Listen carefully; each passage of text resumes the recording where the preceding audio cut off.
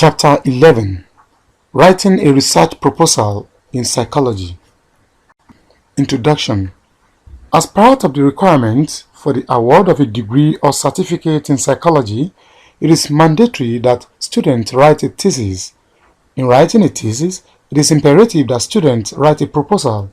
The proposal gives a step-by-step process of how the study will be conducted, from the chosen topic to the methods that will be adopted during the research.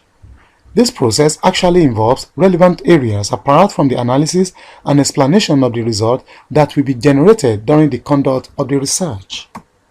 Objectives. It is expected that at the end of this lecture, students should be able to confidently identify a research area, state the likely problems inherent in the area of interest, and write a comprehensive proposal on the chosen. Content. Before embarking on the research, the student should spend some time doing literature search in specific area of interest. Usually, to identify an area of interest, it's frequently advised that students consider issues within their environment. This sometimes serves as a lead to viable research interest. Environment involves not only physical environment, but social, economic, religious, place of work, and other related issues. This becomes imperative as most students waste a lot of time trying to identify specific areas to research or picking a research topic. It is important to note that there is no area that has not been previously researched into. In other words, there is someone somewhere who has done some things related to what you're about doing. In the process of doing literature search, you get the direction of thinking or arguments as to how the variables of interest are related. Literature search assists you to properly situate which of your variables will be the dependent variables and the independent variables. You are also exposed to other variables that could mediate or intervene between the identified variables.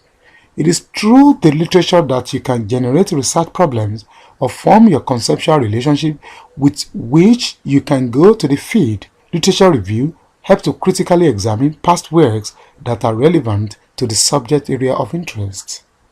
The basic objective here is to harmonize different views together and sharpen your own focus.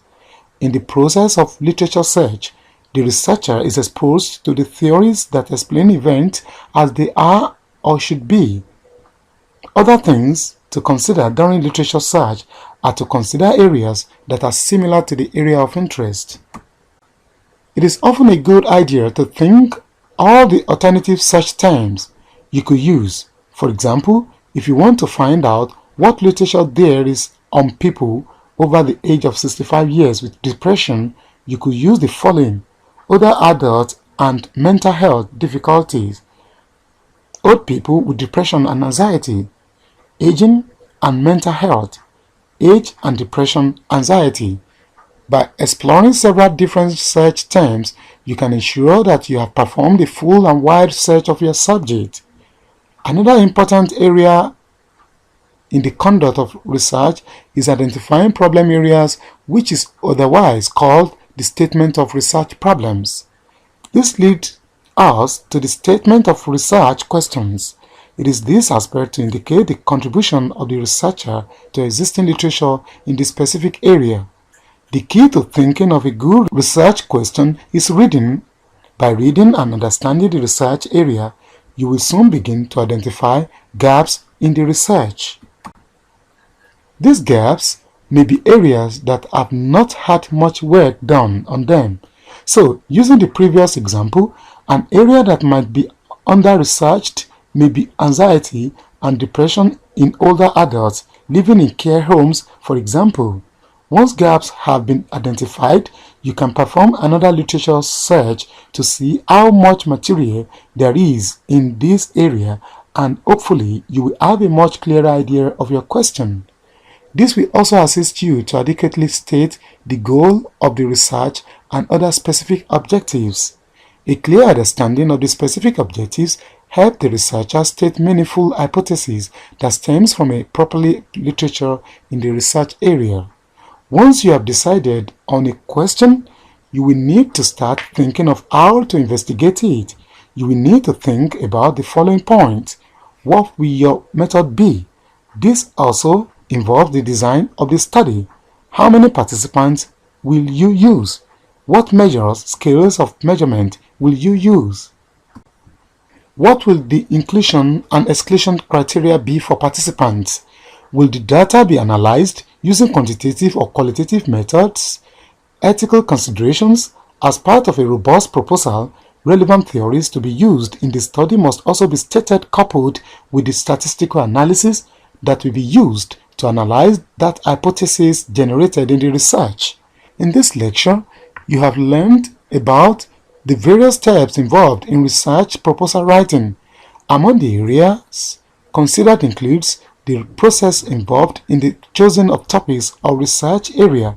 Once an area has been identified, the next important thing to do is literature search. Literature search assists you to properly situate which of your variables will be the dependent variables and the independent variables. You are also exposed to other variables that could mediate or intervene between the identified variables.